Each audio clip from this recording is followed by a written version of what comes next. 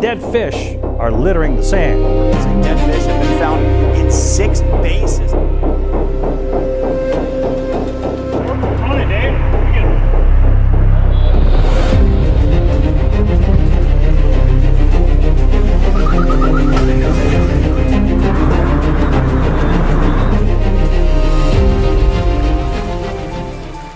¿Por qué miles de peces aparecieron muertos mientras otras señales extrañas sacuden Norteamérica al mismo tiempo? Esta noche, en las costas del condado de Brazoria, equipos trabajan sin descanso después de un hallazgo inquietante. Miles de peces sin vida cubrieron la playa, formando una escena que sorprendió a quienes despertaron al amanecer. Y según reportes oficiales, el fenómeno ya alcanza múltiples cuencas y continúa creciendo. Pero eso no es todo. Terrenos que existían horas antes desaparecen de repente. Partes de viviendas ceden hacia la tierra sin aviso. Los cielos toman colores inusuales. Y en distintos lugares, lo enterrado durante siglos parece comenzar a salir a la superficie. Cada evento podría analizarse por separado, pero juntos forman otra clase de pregunta. Porque cuando agua, tierra y cielo reaccionan al mismo tiempo, muchos recuerdan antiguas advertencias donde la creación misma se convertía en señal. ¿Estamos viendo solo fenómenos naturales extremos? ¿O un patrón que pocos se atreven a reconocer? En este estudio vas a descubrir qué está ocurriendo realmente, por qué tantos lo relacionan con textos bíblicos y qué podría significar para el tiempo que vivimos. Quédate hasta el final, porque cuando la creación comienza a hablar, ignorarla puede salir muy caro. Si este mensaje te impacta, dale like y suscríbete, y comenta: Señor, ten misericordia. Esto no es alarmismo, esto no se trata de difundir miedo. Se trata de mantenernos despiertos, atentos, preparados, para que ninguna señal del tiempo presente nos tome desprevenidos cuando éstas comiencen a multiplicarse y a manifestarse cada vez más cerca unas de otras. En este preciso momento en California, una cantidad creciente de reportes está captando la atención de millones. Decenas de videos virales, coberturas de medios locales y grabaciones espontáneas de habitantes apuntan todos hacia la misma realidad inquietante. A lo largo de extensos tramos de la costa, desde la majestuosa bahía de Monterrey hasta los acogedores litorales de San Diego, la vida marina está siendo arrastrada hacia la orilla en cifras que jamás se habían registrado. Playas que durante generaciones vibraban con movimiento, ahora se hallan sumidas en una quietud antinatural.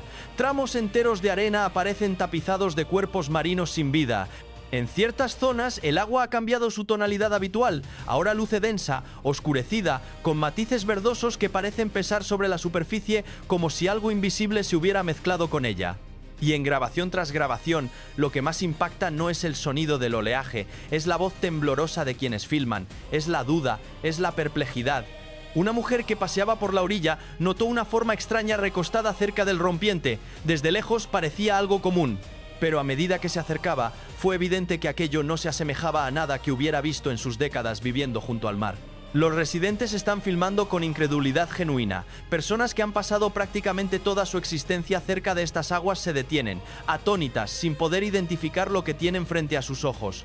Algunos analistas califican el suceso como meramente ambiental, señalando los conocidos brotes de algas nocivas, esos organismos microscópicos que consumen el oxígeno disuelto y asfixian la fauna marina.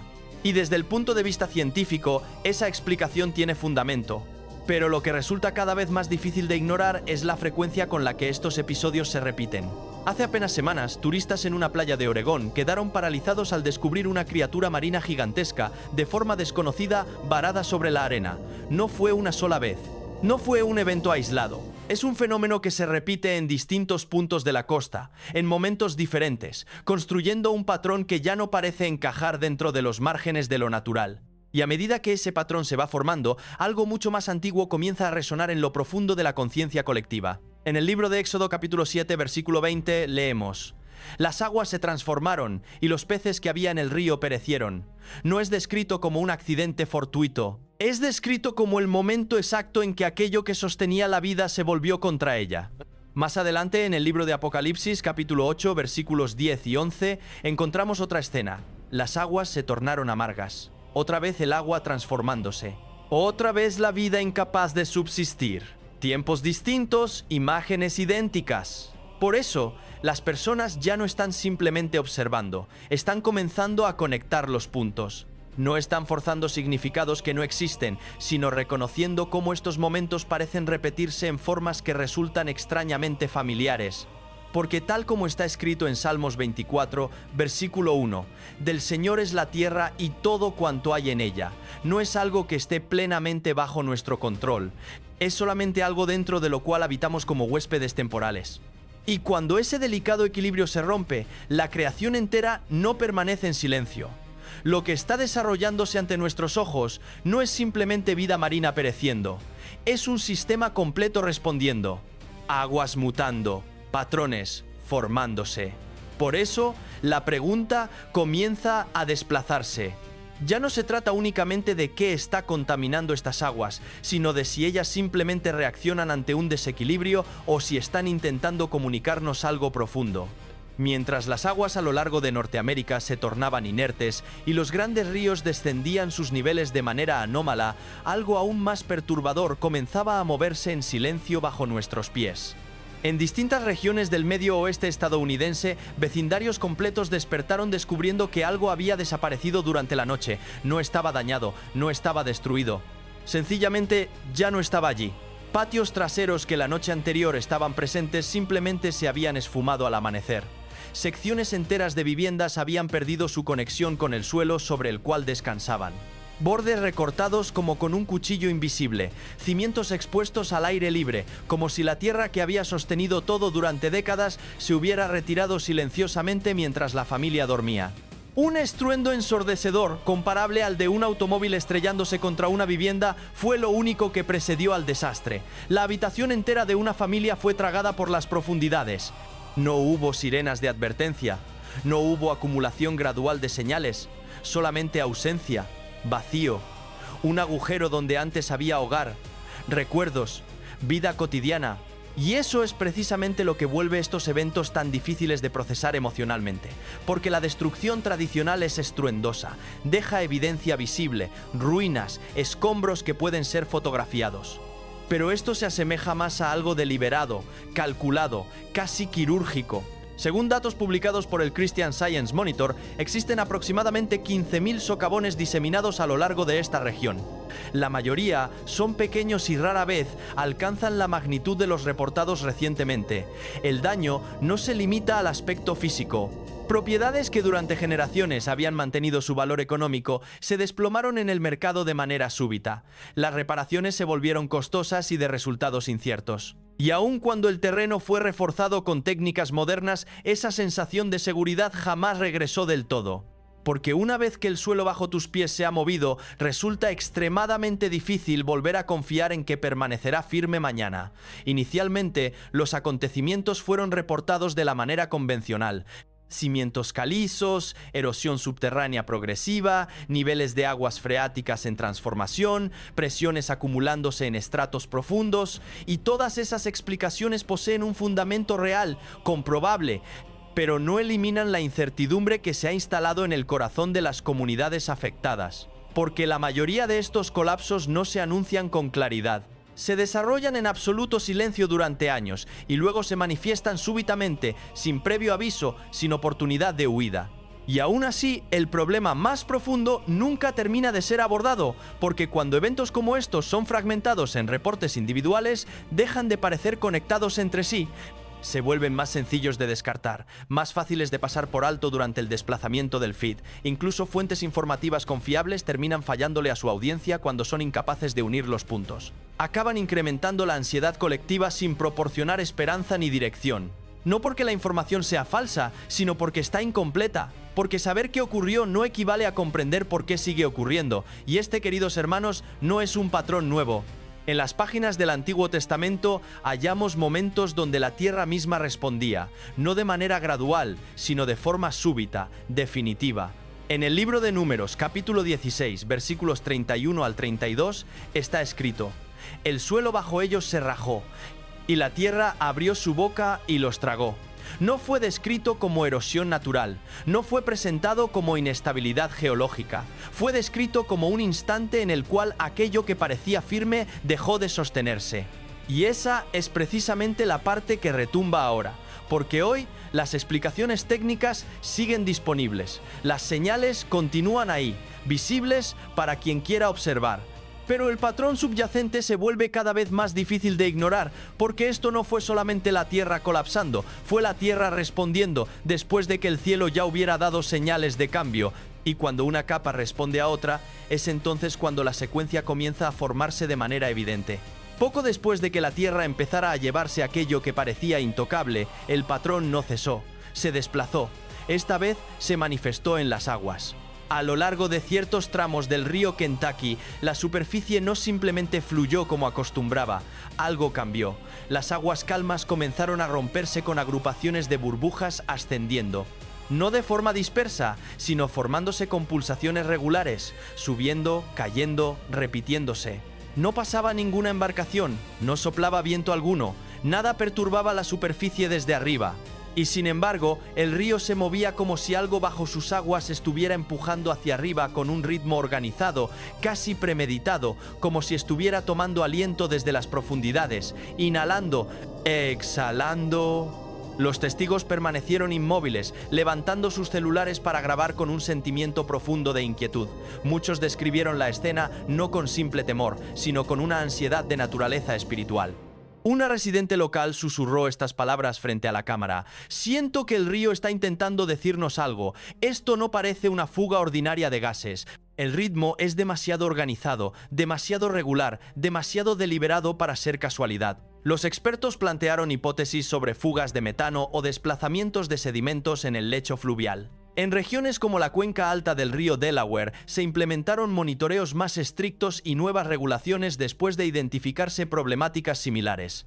Las autoridades comenzaron a controlar y reducir el impacto de las fugas gaseosas que afectan los cuerpos de agua. Ese contexto importa, porque demuestra que lo que ocurre bajo la superficie, las presiones acumuladas, los desplazamientos invisibles, no se restringe a un solo punto geográfico.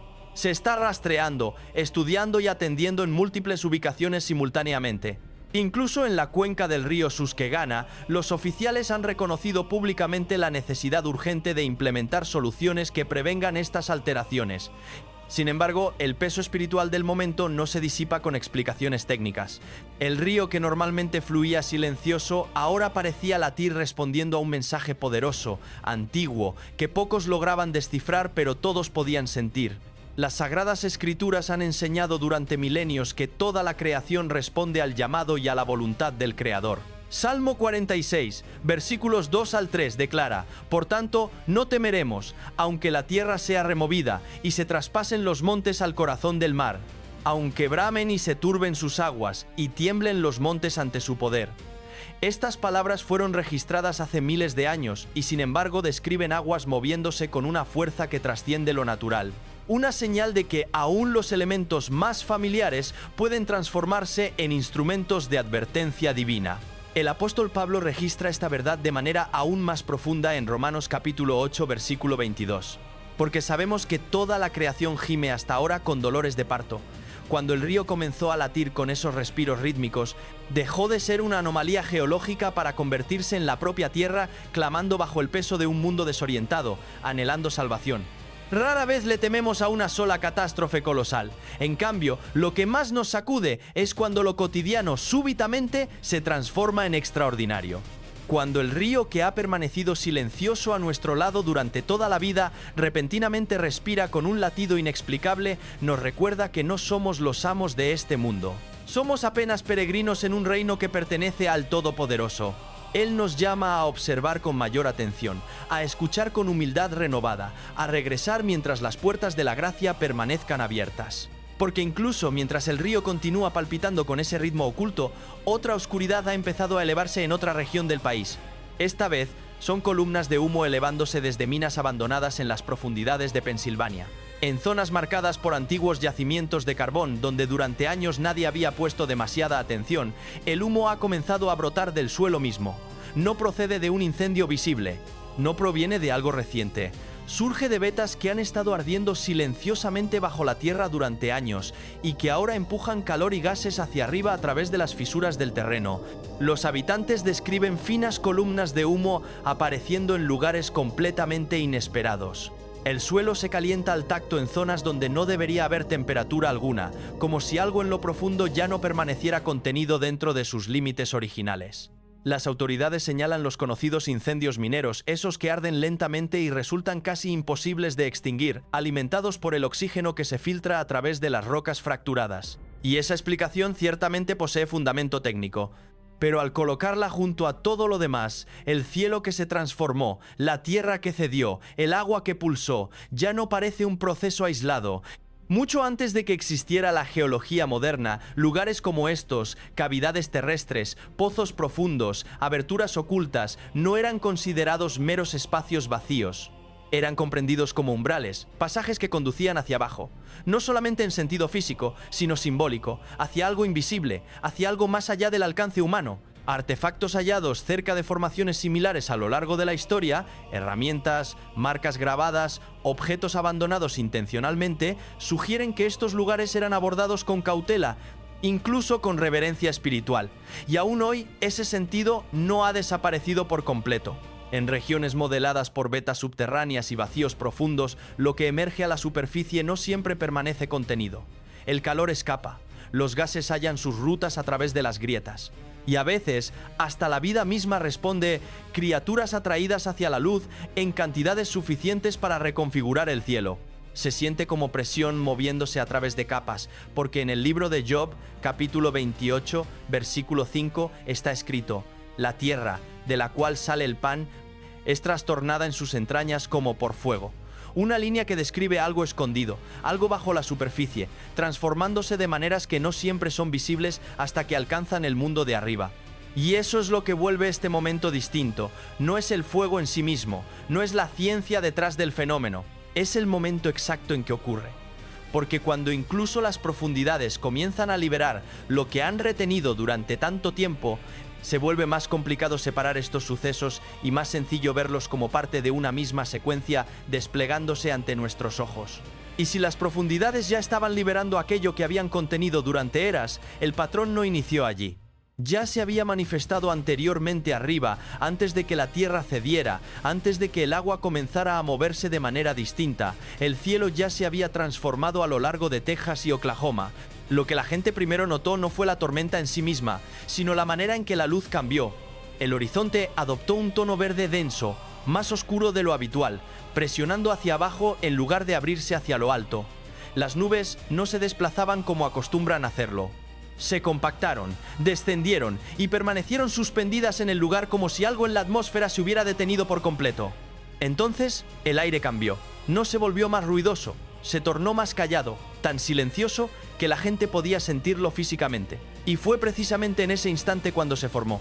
Un embudo comenzando a descender lentamente al principio, casi vacilante, antes de tocar el suelo y mantenerse fijo durante más tiempo del esperado. No pasó como un sistema tormentoso ordinario, sino que permaneció anclado en un solo punto, reconfigurando todo lo que encontraba en su trayectoria. La meteorología lo explica: inestabilidad atmosférica, cizalladura del viento, diferencias de presión acumulándose con el tiempo, y esas explicaciones son válidas, comprobables. Pero lo que vuelve este momento singular no es solamente el tornado, es cómo se comportó, porque no simplemente apareció, se desarrolló bajo un cielo que ya había estado conteniendo algo. Y ahora, observando todo lo que vino después, la tierra colapsando, el agua mutando, el calor ascendiendo desde abajo, resulta más difícil interpretar esto como un evento aislado, porque el cielo no solamente reaccionó, se movió primero. Mientras los ríos continuaban desplazándose de maneras que desafiaban toda lógica, las anomalías pronto se extendieron más allá del borde del agua. Lejos de las orillas del Hudson, en lo profundo de los picos escarpados de los Apalaches, cerca del pueblo fantasma de Centralia, la tierra misma comenzó a hablar.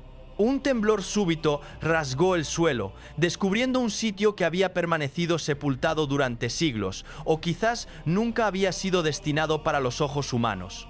De la grieta abierta emergió una formación rocosa masiva con forma de huevo. Aunque desgastada por los siglos, su superficie parecía extrañamente protegida del desgaste natural producido por la erosión. La verdadera sorpresa, sin embargo, vino de lo que la fractura reveló: un pasaje estrecho tallado con una precisión y una simetría tan notables que claramente no se trataba del trabajo de la naturaleza. Era una puerta. Quienes se atrevieron a aproximarse a la entrada descubrieron que conducía no hacia una caverna irregular, sino hacia una cámara estructurada, silenciosa, oscura, escalofriantemente vacía de vida. A primera vista, no había herramientas ni tesoros visibles que permitieran identificar a sus constructores. Y sin embargo, el recinto se sentía completamente intencional, como si hubiera sido sellado bajo las montañas con un propósito específico. En el interior la atmósfera era densa y estancada. El sonido se comportaba de manera extraña. Los pasos parecían desvanecerse instantáneamente, absorbidos por las paredes mismas, como si la cámara estuviera escuchando en lugar de reflejar. Los testigos posteriormente hablaron de una sensación compartida no de terror, sino de una pesada comprensión de que aquel lugar no había sido olvidado, simplemente había sido escondido. Bajo el resplandor de las linternas, comenzaron a emerger leves grabados sobre la roca interna, marcas labradas en la superficie a lo largo de milenios. No eran lo suficientemente claras para descifrarse, pero estaban demasiado organizadas para ser accidentales. Había patrones que sugerían una historia registrada mucho antes de que el hombre moderno hubiera puesto pie en estas montañas. Hace miles de años, los textos antiguos hablaron de un tiempo en el cual aquello que había sido sellado finalmente sería expuesto. En Daniel 12, versículo 4, somos advertidos de sellar el libro hasta el tiempo del fin, señalando que en aquellos días el conocimiento aumentará. Esto no se refiere únicamente al progreso humano. Se refiere a un calendario divino donde los secretos son traídos a la luz no por casualidad, sino por designio. Esta verdad resuena en Lucas 8, versículo 17, que declara: porque nada hay oculto que no haya de ser manifestado, ni escondido, que no haya de ser conocido y de salir a la luz. El descubrimiento de esta cámara montañosa es más que un suceso extraño. Es una señal de un alineamiento más profundo. Después de que las aguas cambiaron y los ríos comenzaron a pulsar, la propia tierra se ha abierto ahora para revelar sus secretos. La pregunta ya no es solamente qué estamos encontrando, sino por qué está saliendo a la superficie precisamente ahora y qué más permanece moviéndose bajo nuestros pies. Lejos de los ríos de Kentucky, anidado entre las montañas ondulantes cercanas a Centralia, un terremoto rasgó la tierra revelando un secreto largamente sepultado. Inicialmente parecía simplemente roca fracturada. Pero conforme el polvo se asentaba, una estrecha entrada emergió dentro de una formación rocosa imponente. Cuando un equipo de inspección se aproximó, reportaron fenómenos aún más perturbadores. Justo antes de ingresar, la temperatura descendió bruscamente y las agujas de las brújulas comenzaron a girar erráticamente, perdiendo toda referencia. El equipo de sonido detectó vibraciones de baja frecuencia, un retumbar profundo, constante, persistente, semejante a la respiración de algo agazapado bajo la tierra. Dentro de la cámara el aire era inusualmente espeso. Los reflejos sonoros eran extraños, los pasos parecían ser tragados al instante y las voces resonaban con patrones irregulares. Algunas personas relataron haber escuchado sonidos tenues pero persistentes, no demasiado fuertes, como si el acantilado mismo estuviera vibrando con una entidad viviente. Bajo el haz de los reflectores, los caracteres comenzaron a hacerse visibles sobre las paredes internas. Eran tenues, desgastados, pero deliberados. No fáciles de leer, pero estructurados lo suficiente como para sugerir algún tipo de lenguaje antiguo o quizás una advertencia. Sobre la superficie, Centralia continuaba humeando desde sus profundidades. El humo se filtraba por las grietas, las carreteras se desmoronaban y el calor brotaba donde debería haber existido frío. Los locales habían denominado durante mucho tiempo a este sitio como el lugar que no debería existir, pero ahora, con la aparición de la cámara subterránea, el fuego ya no se sentía aislado. Parecía poseer una conexión invisible con todo lo demás. La Biblia ha descrito desde hace milenios momentos donde el cielo y la tierra responden a la voluntad del Todopoderoso. En Números 16, versículos 31 al 33, la tierra se abrió y tragó a quienes lo desafiaron. Un instante en que la frontera entre la superficie y el abismo colapsó sin advertencia previa. Apocalipsis 9, versículo 2, también afirma: subió humo del pozo, como humo de un gran horno.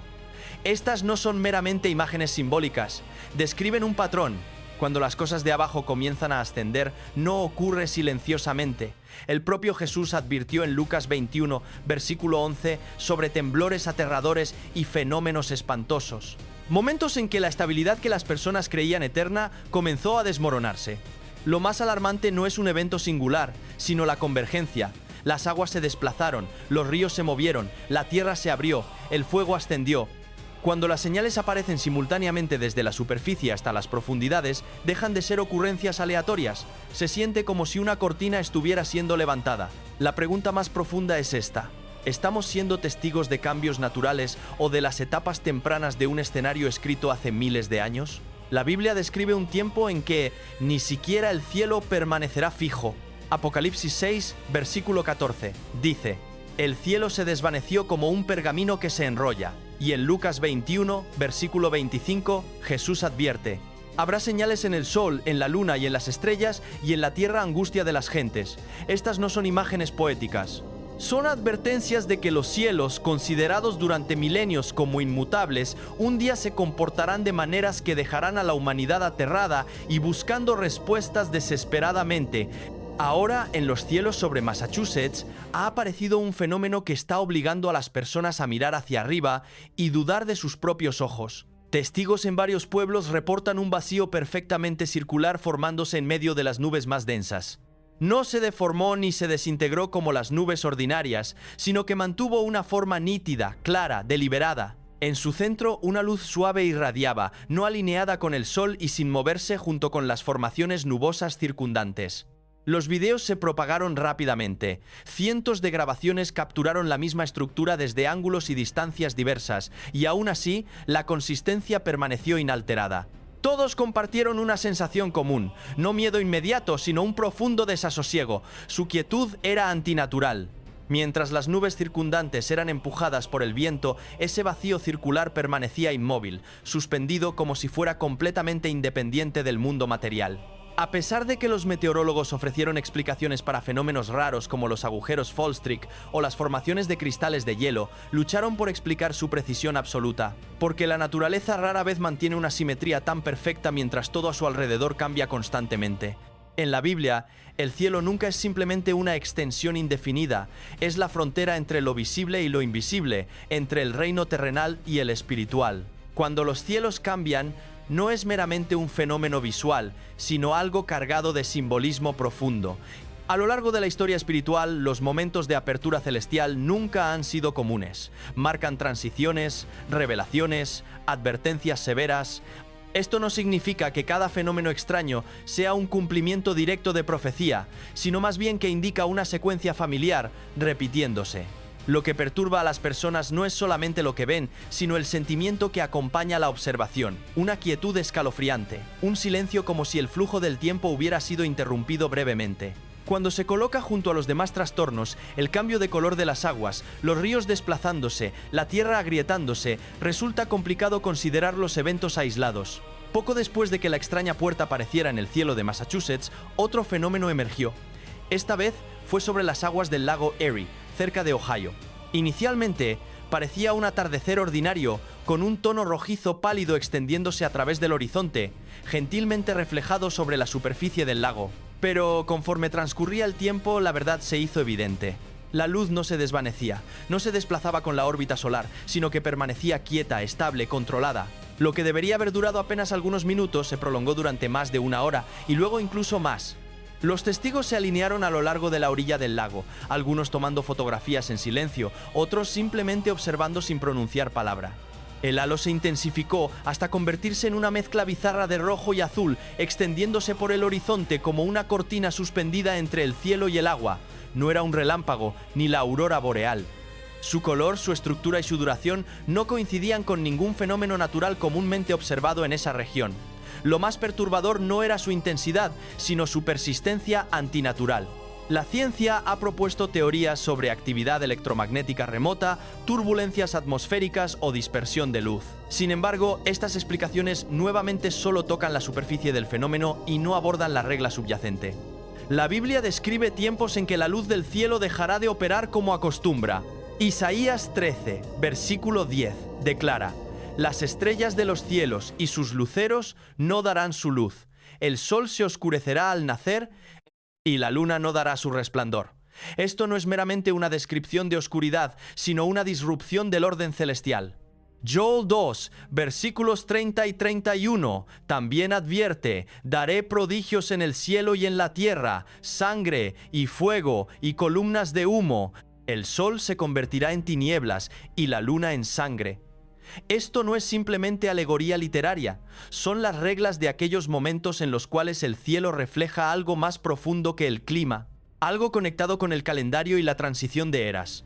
Cuando el horizonte arde con un color inusual durante demasiado tiempo, cuando la luz se rehúsa a desvanecerse, fuerza a cada testigo a formularse una pregunta profunda. Porque después de que el cielo se abrió, ahora la luz misma se está transformando. Cuando las esferas celestiales comienzan a moverse en una secuencia organizada en lugar de caótica, lo que viene después puede que ya no esté allá arriba. La historia siempre ha tenido momentos donde lo que se ve y se escucha no puede ser contenido dentro de los límites del conocimiento humano.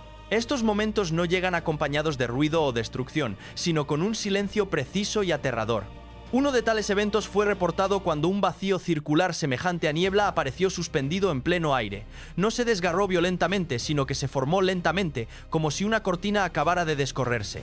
Sus bordes eran tan suaves como nubes, pero lo suficientemente nítidos como para sostener su forma firmemente contra el cielo. Entonces, en absoluto silencio, dos objetos aparecieron, inmóviles durante una fracción de segundo. No se desplazaron ni vacilaron. El primer objeto avanzó, ingresando al vacío con un control deliberado. El segundo lo siguió de cerca. No hubo aceleración ni propulsión visible, solamente una voluntad clara, y tan súbitamente como aparecieron, la puerta se cerró. El cielo regresó a su quietud, sin dejar rastro, sin escombros, sin sonido. Los espectadores no entraron en pánico, sintieron algo más profundo, una inquietud silenciosa, una premonición de que aquello que acababan de presenciar no pertenecía completamente al mundo que comprendían. Esto no era una tensión nueva, sino el resurgir de una verdad antigua. En Efesios 6, versículo 12, está escrito: «Porque no tenemos lucha contra sangre y carne, sino contra principados, contra potestades, contra los gobernadores de las tinieblas de este siglo, contra huestes espirituales de maldad en las regiones celestes». La frase regiones celestes no se refiere meramente a algo distante o espiritual. Habla de reinos invisibles que existen junto a lo que vemos, separados no por distancia sino por la capacidad de la percepción humana. Hay momentos en la Biblia cuando esa frontera parece adelgazarse. El profeta Eliseo se encontró una vez rodeado por sus enemigos. Su siervo, viendo solamente la realidad física, tembló de miedo. Pero Eliseo oró para que los ojos del siervo fueran abiertos. Y entonces vio un ejército que había estado allí todo el tiempo, carros de fuego y huestes celestiales rodeándolos. La realidad misma no había cambiado, solamente cambió la capacidad de percibirla. Sin embargo, se necesita cautela porque no todo brillo trae consigo la verdad. La segunda carta a los Corintios, capítulo 11, versículo 14, advierte: el propio Satanás se disfraza como ángel de luz. No todas las luces guían el camino. Algunas aparecen para distraer, para fingir paz con el propósito de ocultar su naturaleza verdadera. Hay momentos en que una ciudad súbitamente cae en silencio, no por el ruido, sino por algo inexplicable. En el cielo de Chicago, los espectadores empezaron a notar una columna vertical de luz formándose en la noche. Inicialmente parecía un reflejo que sería fácilmente olvidado, pero no se desplazaba con las nubes ni se desvanecía como la luz ordinaria. En cambio, brillaba más intensamente, fija sobre los tejados como si estuviera anclada a un punto invisible. Gradualmente la forma comenzó a hacerse más clara. De una columna de luz creció hasta convertirse en una figura alta, majestuosa, con apariencia humana. La silueta se asemejaba a una entidad envuelta en una capa con las manos elevadas hacia el cielo. No había bordes definidos ni rasgos distintos, pero fue precisamente esta postura la que hizo a muchos reconocer su significado oculto. El tráfico se desaceleró, las conversaciones cesaron, algunos levantaron sus celulares, otros inclinaron sus cabezas. Unos pocos comenzaron a orar suavemente, no por miedo, sino por reconocimiento espiritual. No había sonido, ni viento alrededor. La figura permanecía quieta, suspendida, como si el tiempo se hubiera detenido en aquel instante. Entonces, tan silenciosamente como había aparecido, la luz comenzó a desvanecerse. La silueta se disolvió en el cielo hasta que nada permaneció, excepto el vacío. Lo que quedó no fue una imagen, sino un sentimiento, una conciencia de que el flujo normal de la vida había sido interrumpido. Hechos 1, versículo 9, dice que Cristo fue alzado y le recibió una nube que le ocultó de los ojos de ellos. Los discípulos quedaron observando, sin comprender plenamente lo que acababa de ocurrir, sabiendo apenas que un evento trascendental se había desplegado ante sus ojos. Apocalipsis 1, versículo 7, también registra: He aquí que viene con las nubes y todo ojo le verá. Estos pasajes no pretenden explicar directamente estos fenómenos, pero guían cómo los interpretamos. Porque a lo largo de la Biblia, cuando una señal aparece en el cielo, intencionalmente y siendo presenciada por muchos, rara vez es considerada algo común. Pero la cautela es primordial. No toda imagen revela la verdad. Hay momentos que no ocurren en el vasto cielo, sino que erupcionan en espacios silenciosos y sagrados. En una iglesia de Los Ángeles, durante un servicio normal de oración, la atmósfera cambió súbitamente sin previo aviso. Mientras la congregación recitaba el rosario en un ritmo constante, un hombre cerca del altar reaccionó de manera extraña. Inicialmente fue inquietud y desasosiego, pero rápidamente se intensificó. Su voz resonó penetrante, quebrando el silencio. Sus movimientos se volvieron convulsivos y tensos como si resistiera una fuerza invisible. Las oraciones no cesaron, sino que se intensificaron. El ritmo del rosario se elevó poderoso y unificado. Cuando se roció el agua bendita, el hombre retrocedió instantáneamente como si hubiera sido tocado por fuego. El sacerdote se aproximó con calma y autoridad. No hubo caos, solamente una presencia firme. Oró brevemente pero con decisión. Gradualmente, los movimientos del hombre se desaceleraron. La tensión se disipó. Lo que había surgido súbitamente comenzó a ceder. Esto no fue una mera perturbación. Fue una confrontación espiritual. En Marcos 1, versículo 25, Jesús se enfrentó a un espíritu inmundo y simplemente declaró: «Sal de él». Eso fue poder absoluto. Lucas 10, versículo 17, relata el regreso de los discípulos diciendo: «Señor, aún los demonios se nos sujetan en tu nombre». Estos momentos demuestran que la frontera entre lo visible y lo invisible no está tan distante como podríamos pensar. Cuando observas todos estos eventos, la tierra temblando, las aguas elevándose, el cielo cambiando, los corazones siendo agitados, la regla se vuelve difícil de ignorar. Todos están ocurriendo dentro del mismo marco temporal, tocando cada capa de la creación. Mateo 24, versículo 33 nos recuerda: «Cuando veáis todas estas cosas, conoced que está cerca, a las puertas». El enfoque no está en una sola señal, sino en la convergencia. Antes del diluvio de Noé, el mundo no colapsó en un solo segundo. Hubo advertencias, una conciencia ascendente y una separación entre quienes estaban despiertos y quienes vivían como si nada estuviera ocurriendo. Antes de la caída de Jericó, las personas no atacaron de inmediato. Rodearon la ciudad en silencio hasta el momento señalado en el cual todo cambió súbitamente. Aun cuando Cristo fue crucificado, la tierra tembló, el cielo se oscureció y las cortinas del templo se rasgaron en dos. Es una convergencia de señales, marcando un punto de inflexión histórico. Lucas 21, versículo 28 dice: «Cuando estas cosas comiencen a suceder, erguíos y levantad vuestra cabeza, porque vuestra redención está cerca». Esto no es pánico, sino reconocimiento. Cuando la creación habla y el cielo emite señales, es tiempo de comprender dónde estamos parados. Si la tierra, los cielos y las naciones están todos cambiando al mismo tiempo, ¿es este el momento al que la Biblia siempre apunta? Dios no actúa en silencio. Antes de cada punto de inflexión siempre hay señales, inicialmente tenues, luego innegables. Hebreos 12, versículos 26 al 27, habla de un tiempo cuando no solamente la tierra, sino también los cielos serán sacudidos, para que aquello que es temporal colapse y aquello que es permanente perdure. La pregunta real no es qué está ocurriendo a nuestro alrededor, sino qué está siendo revelado dentro de nosotros. ¿Estamos parados sobre un fundamento sólido capaz de soportar este sacudimiento? Desde el alba de la civilización, los seres humanos han sentido fascinación por el porvenir. Era algo misterioso, enigmático, algo que prometía maravillas y grandes logros. Y debido a ello, surgieron los primeros profetas. Personas que afirmaban poder vislumbrar este futuro incierto y predecir eventos venideros. A lo largo de las eras, estos profetas redactaron numerosas profecías únicas, muchas de ellas crípticas y misteriosas, pero hoy estas premoniciones suscitan numerosos interrogantes. Lo más importante es, ¿podrían estos pronósticos ofrecernos perspectivas sobre nuestro propio mundo y los acontecimientos que han transcurrido y los que aún están por venir? Ciertas presuntas profecías aparecieron también en textos religiosos, y muchos de sus seguidores creen que reflejan su tiempo contemporáneo. El texto más notable de este tipo es la Biblia cristiana. Aquí, en el libro del Apocalipsis, tradicionalmente atribuido al apóstol Juan, se describe una serie de visiones impactantes. El libro está datado del primer siglo después de Cristo y describe en detalle muchos eventos cataclísmicos que culminan con la aparición del anticristo y el eventual triunfo del bien sobre el mal.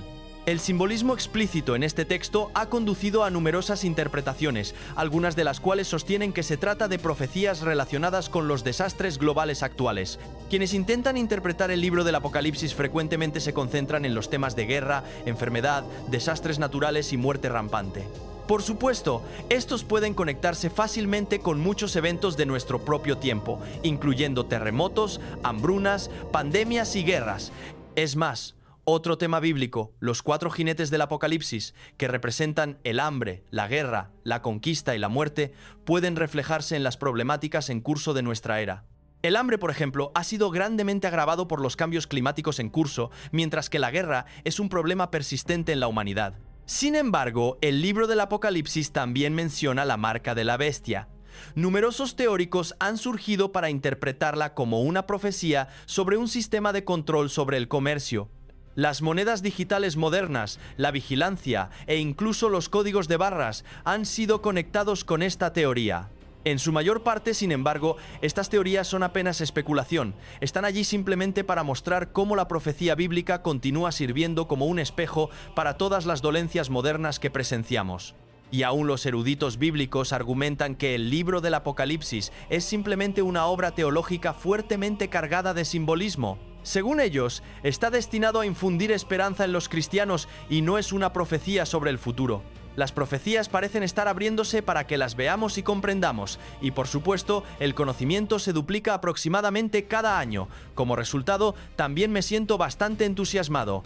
El libro de Daniel proporciona una visión panorámica de los eventos mundiales desde los días del rey Nabucodonosor de Babilonia hasta la crucifixión de Cristo, su resurrección y su subsecuente reinado milenial. Daniel forma el armazón estructural para el libro del Apocalipsis y para la comprensión de la profecía bíblica. La profecía de Daniel 7 forma el marco cronológico para la historia de los judíos desde el presente hasta la eternidad. Nuevamente, el libro del Apocalipsis encaja dentro de este marco. Resulta verdaderamente imposible comprender lo que ocurre en el Apocalipsis sin entender primero el libro de Daniel. La perspectiva generalizada de Daniel ocurre en el capítulo 9. Daniel estaba leyendo el libro de Jeremías cuando se percató de que los 70 años de cautiverio babilónico de los judíos se aproximaban a su fin. Daniel se preguntó qué ocurriría a continuación, exactamente lo que muchos cristianos hoy también se preguntan acerca de nuestros propios tiempos. Comprender estas profecías puede ayudarnos a entender lo que Dios ha revelado acerca de su plan para el final de la era. Junto con pedirle a Dios que le revelara lo que vendría a continuación para Israel, Daniel pasó tiempo en oración, confesando los pecados de Israel e implorando el perdón de Dios por esos pecados. La perspectiva de Daniel comienza con la visión onírica de Nabucodonosor en Daniel 2. Nabucodonosor soñó con un enorme hombre multimetálico con cabeza de oro, pecho y brazos de bronce, vientre y muslos de bronce, pies y dedos hechos de hierro mezclado con barro. Entonces vio una montaña descendiendo desde el cielo, la cual golpeó al hombre en los dedos y los pies. La montaña pulverizó al hombre hasta convertirlo en polvo, y la montaña creció hasta llenar la tierra entera. Daniel le explicó a Nabucodonosor que los diferentes metales representaban diferentes reinos. Babilonia era el oro, Medo-Persia era la plata, Grecia era el bronce y Roma era el hierro. El hierro mezclado con barro representaba un futuro conglomerado de gobiernos vagamente federados unidos alrededor de un hombre, a quien Daniel identifica como el anticristo. Las naciones estaban en orden cronológico desde la parte superior hasta la inferior. Vemos aquí la devolución de los gobiernos humanos. El valor de estos reinos comienza con el oro y termina con el hierro. Además, observen que las naciones aumentan en poder a lo largo del tiempo. Babilonia fue un enemigo terrible. Sin embargo, su maldad y poder no eran nada comparados con la maldad, fortaleza y poder del Imperio Romano. Como se explica en el libro del Apocalipsis, los 10 dedos representan 10 naciones que ocuparán el área del antiguo Imperio Romano. Estas naciones se unirán en los últimos días en un intento por destruir a Israel y dominar el mundo. Las naciones no se llevan muy bien entre sí, así como el hierro no se mezcla bien con el barro. El Apocalipsis describe estas naciones, junto con varias otras. Todas serán lideradas en una coalición vagamente estructurada por el anticristo. La montaña que destruyó al hombre multimetálico es una imagen del Cristo resucitado en su segunda venida, destruyendo la maldad de las naciones gentiles sobre la tierra. La montaña que creció hasta llenar la tierra es una imagen del reinado milenial de Cristo sobre la tierra. Dios envió al ángel Gabriel para darle a Daniel una respuesta a su oración concerniente a lo que Dios había planeado para Israel. Gabriel compartió que Dios tenía otro programa para Israel cuando los 70 años concluyeran. Este plan era de 490 años. Mientras leen los versículos siguientes, verán cómo el libro del Apocalipsis encaja dentro de este pasaje. Daniel 9, versículo 24, nos da la perspectiva general. Daniel 9, versículos 25 al 27, llena los detalles. La perspectiva en Daniel 9, versículo 24 dice: 70 semanas están determinadas sobre tu pueblo y sobre tu santa ciudad para terminar la prevaricación y poner fin al pecado y expiar la iniquidad, para traer la justicia perdurable y sellar la visión y la profecía y ungir al santo de los santos. Daniel 9, versículos 25 al 27, proporciona los detalles. Sabe pues y entiende que desde la salida de la orden para restaurar y edificar a Jerusalén hasta el Mesías príncipe habrá 7 semanas y 62 semanas. Se volverá a edificar la plaza y el muro en tiempos angustiosos. Y después de las 62 semanas se quitará la vida al Mesías, mas no por sí. Y el pueblo de un príncipe que ha de venir destruirá la ciudad y el santuario, y su fin será con inundación. Y hasta el fin de la guerra durarán las devastaciones. Y por otra semana confirmará el pacto con muchos. A la mitad de la semana hará cesar el sacrificio y la ofrenda. Después, con la muchedumbre de las abominaciones, vendrá el desolador, hasta que venga la consumación, y lo que está determinado se derrame sobre el desolador. Notablemente, este pasaje mira 560 años hacia el futuro para predecir el día exacto cuando Jesucristo entró en Jerusalén el Domingo de Ramos, el 6 de abril del año 30 después de Cristo. En Daniel 9, versículo 24, aprendemos 3 hechos respecto al plan de Dios para Israel. Primero, el programa de Dios para Israel se extiende por 70 semanas. 70 multiplicado por 7 equivale a 490 semanas. La palabra hebrea aquí es heptad.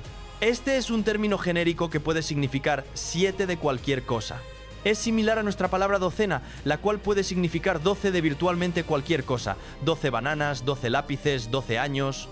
El contexto del pasaje nos ayuda a determinar que aquí la palabra heptad se refiere a 7 años. Una semana equivale a 7 años. 70 multiplicado por 7 años equivale a 490 años. Segundo, este programa se aplica a Israel, tu pueblo y tu santa ciudad. Tercero, este programa continuará hasta que Cristo establezca su reinado mesiánico. El libro del Apocalipsis dedica más atención a una entidad denominada Babilonia la Grande que a cualquier otro tema individual, con más de 2 capítulos, del 17 al 1 hasta el 19 al 4, dedicados a una discusión de esta entidad. Tal como se presenta en esa sección, Babilonia la Grande es claramente el actor más significativo en el mundo de los últimos tiempos. Como tal, su identificación debería resultar obvia para cualquiera que viva en los últimos tiempos. Sin embargo, en el presente, los dispensacionalistas pretribulacionistas están seriamente divididos en cuanto a la interpretación de estos capítulos. Y los comentaristas que no siguen un enfoque estrictamente futurista del Apocalipsis 4 al 22 añaden incluso más interpretaciones a la mezcla. La falta de consenso sobre la identificación de una entidad profética que debería ser claramente evidente indica que ninguna de las visiones prevalentes hace justicia al texto del libro del Apocalipsis, resultando en un estado de confusión generalizada. Este artículo argumentará que Babilonia la Grande son los Estados Unidos de América y que esta identificación es definitiva y excluye todas las demás posibilidades. Tradicionalmente la mayoría, no todos, de los intérpretes pretribulacionistas han diferenciado a Babilonia la Grande del Apocalipsis 17 de la Babilonia la Grande en Apocalipsis 18, argumentando que Apocalipsis 17 habla de una iglesia apóstata simbólicamente como una prostituta y que Apocalipsis 18 describe una ciudad literal. Sin embargo, un análisis del Apocalipsis 17 y 18 demuestra que ambos capítulos se refieren a la misma entidad y que se trata de una entidad política, no de una iglesia apóstata. Primero, Apocalipsis 17-18 declara directamente que la prostituta del Apocalipsis 17 es la gran ciudad, más exactamente, el gran polis o estado del Apocalipsis 18. Y la mujer que has visto es la gran ciudad que reina sobre los reyes de la tierra. Apocalipsis 17-18 establece claramente que la prostituta es una entidad política, no religiosa. Babilonia la Grande es un hegemón mundial, una superpotencia que domina la política, la economía y la cultura mundial en los últimos días. Por otro lado, no existe ninguna declaración directa de ningún tipo en Apocalipsis 17:1 hasta 19:4 que indique que la prostituta es una iglesia apóstata u otra entidad eclesiástica en lugar de una entidad política con valores, prácticas espirituales impías. El Apocalipsis 17 ni siquiera menciona una falsa religión o sistema de adoración de ningún tipo, como idolatría u ocultismo. Tampoco menciona enseñanzas heréticas. Existe una notable falta de referencias a una religión de cualquier tipo en el Apocalipsis 17:1 hasta 19:4. El argumento principal de que el Apocalipsis 17 describe una iglesia mundial es que esta es una implicación del término inmoralidad sexual y la figura de una prostituta. Sin embargo, un estudio de las referencias en las escrituras a cometer inmoralidad sexual en sentido figurado muestra que esta figura se utiliza para una nación. Ezequiel 16:26, Jeremías 2:20, Miqueas 1:7 e individuos, Jeremías 5:7, Mateo 12:39, pero en ninguna parte de las escrituras se dice que una falsa religión o iglesia apóstata cometa inmoralidad sexual. De igual manera, mientras a veces se dice que individuos figurativamente se prostituyen o son adúlteros, y la figura de una prostituta puede aplicarse a naciones o ciudades, jamás se aplica a una falsa iglesia o religión. La imagen de la prostituta es utilizada para Jerusalén, para Israel y Judá, para Tiro y para Nínive. Los dos últimos usos demuestran que la prostitución puede referirse al intercambio comercial y a la transmisión del sistema de valores materialistas que lo acompaña, así como a un país poderoso que atrae otros países hacia sí y luego toma su dinero. La diferencia principal entre el Apocalipsis 17 y el Apocalipsis 18 es esta. El Apocalipsis 17 retrata a Babilonia la Grande y su caída por medio de signos y símbolos celestiales, mientras que el Apocalipsis 18 retrata el impacto de la caída de Babilonia la Grande sobre la tierra de manera mayormente no simbólica. Tradicionalmente, los pretribulacionistas han mantenido una de dos visiones principales sobre la identidad de la Babilonia la Grande política, la cual todos reconocen como descrita al menos en el Apocalipsis 18. Estas son las propuestas de que Babilonia la Grande es Roma y que es la antigua ciudad de Babilonia en Irak. La identificación de Babilonia la Grande como Roma fue originalmente desarrollada por los reformadores protestantes que veían a la Iglesia Católica Romana como la fuente principal del mal en el mundo. Ahora, sus principales proponentes son los eruditos liberales críticos y otros preteristas que creen que Juan estaba describiendo la política de su propia época en lugar de profetizar. Si uno cree que Juan estaba profetizando sobre una entidad escatológica y que la Iglesia Católica Romana no es la fuente principal del mal en el mundo, entonces virtualmente no existe base alguna para la identificación de Babilonia la Grande con Roma. Por lo tanto, pocos dispensacionalistas pretribulacionistas mantienen ahora esta visión. La visión de que Babilonia la Grande es la ciudad de Babilonia en Irak es más ampliamente sostenida por escritores pretribulacionistas. Esta visión se basa casi exclusivamente en el uso del nombre Babilonia. Sin embargo, la afirmación de que este nombre debe referirse a una ciudad reconstruida de Babilonia en Irak se desmorona rápidamente bajo el análisis. Primero, resulta sorprendente que en Apocalipsis 17, versículo 5, Juan diga que el nombre de la prostituta es un misterio, aun cuando lo lee claramente. Ese versículo se traduce mejor como: y sobre su frente había un nombre escrito, un misterio, Babilonia la Grande, la madre de las prostitutas y de las abominaciones de la tierra. Aunque algunas traducciones intentan aliviar esta dificultad haciendo de la palabra mysterion, misterio, el comienzo del nombre de la prostituta, esta es una interpretación extremadamente improbable. Babilonia la Grande nunca es llamada misterio en otros pasajes, como sería de esperar si esta palabra fuera parte de su nombre. La única otra ocurrencia de Mysterion en el Apocalipsis 17:1 hasta 19:4 está en 17:7, en el cual el ángel le dice a Juan que le revelará el misterio de la mujer y de la bestia que la lleva. Por lo tanto, es la identidad de la mujer lo que constituye un misterio. El misterio no forma parte de su carácter como si representara una religión misteriosa, es decir, una religión con secretos ocultistas. Si Babilonia la Grande fuera una referencia a la ciudad reconstruida de Babilonia en Irak, su nombre no sería ningún misterio. Aun si fuera una referencia a Roma, el nombre no sería especialmente misterioso, ya que Roma era el gran poder mundial de los días de Juan, y Pedro incluso se refiere a Roma como Babilonia en 1 de Pedro 5:13. En cambio, Apocalipsis 17:5 indica que el nombre se refiere a alguna entidad futura cuya identidad era completamente desconocida en el año 96 después de Cristo y que por lo tanto fue representada simbólicamente como con otras entidades escatológicas en el libro del Apocalipsis. La caracterización del nombre Babilonia la Grande como un misterio muestra que es consistente con la hermenéutica literal, entender el nombre como referencia a algo distinto, a una ciudad reconstruida de Babilonia en Irak.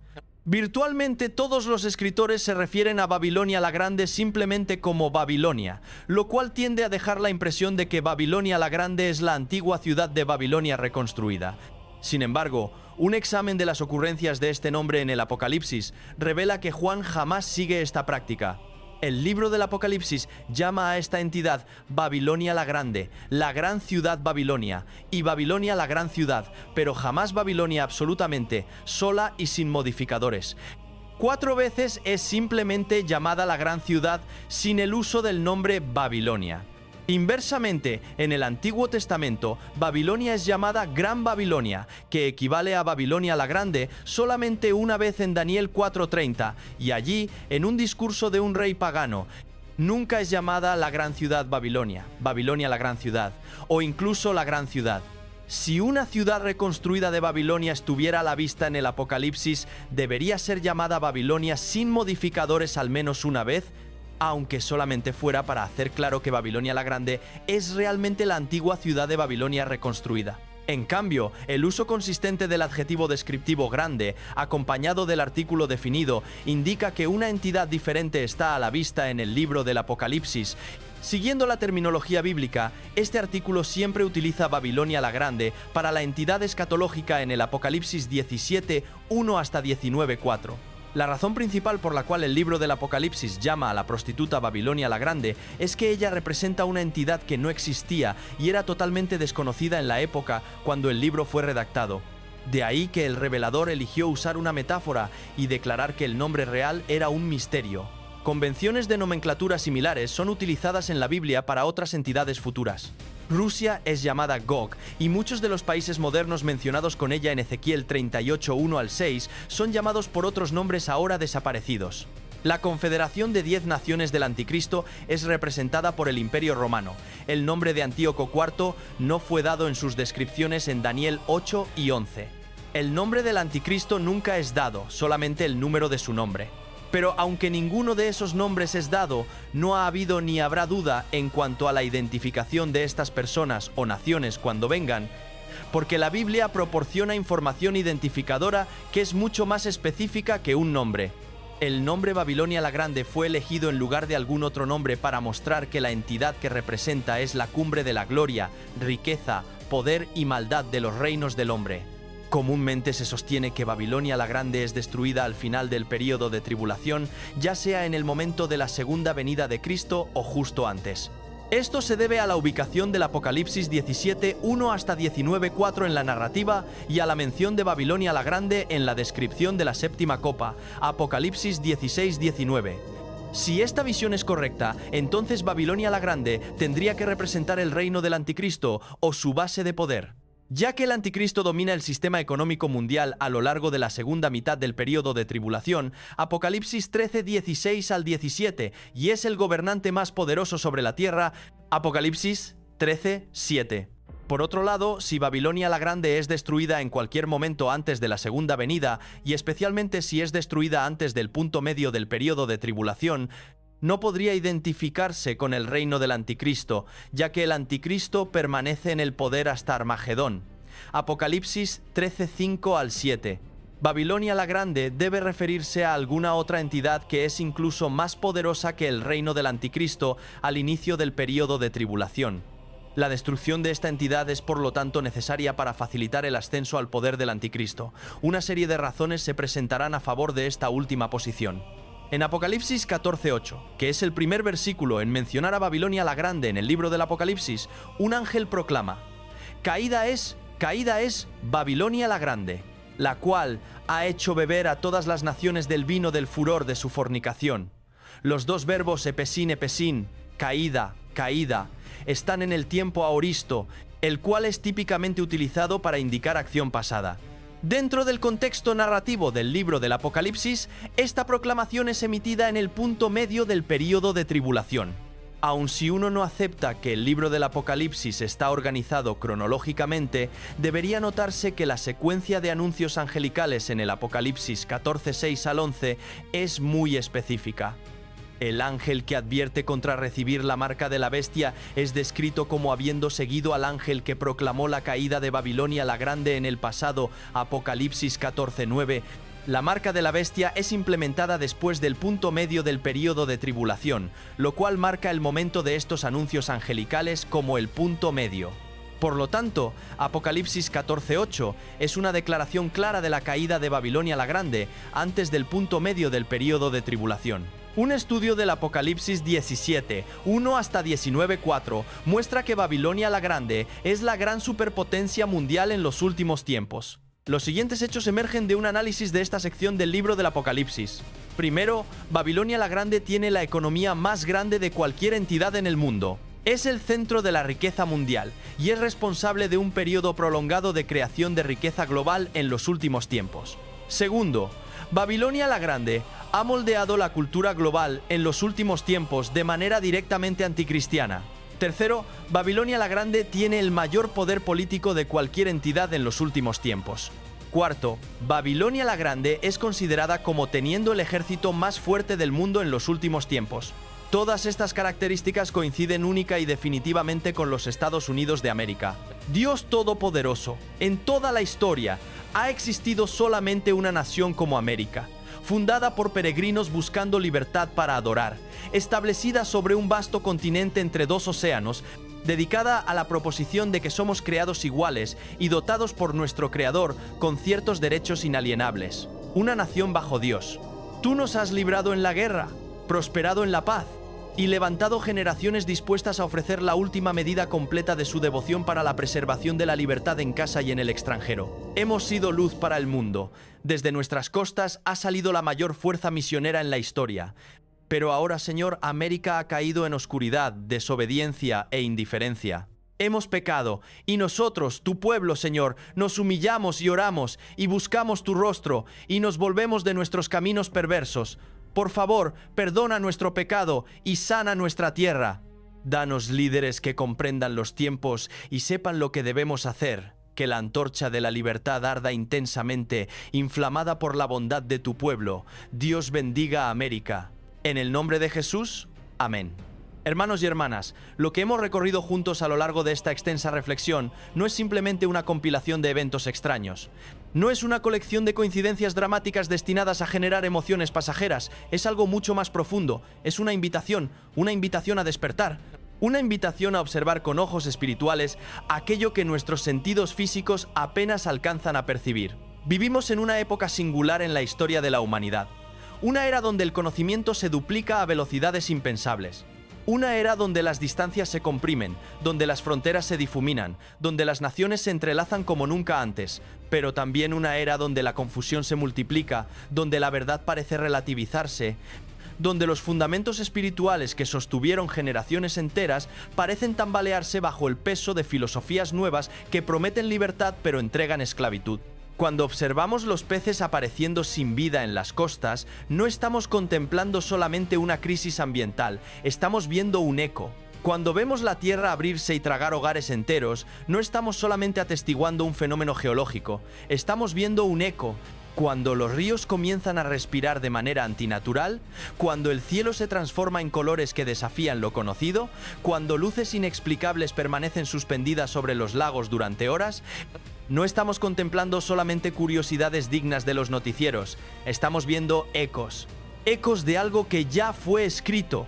Ecos de advertencias formuladas hace milenios por hombres que jamás conocieron Internet, ni satélites, ni cámaras digitales, pero que sin embargo registraron palabras que parecen describir con precisión escalofriante los días en que vivimos. ¿Qué hacer entonces?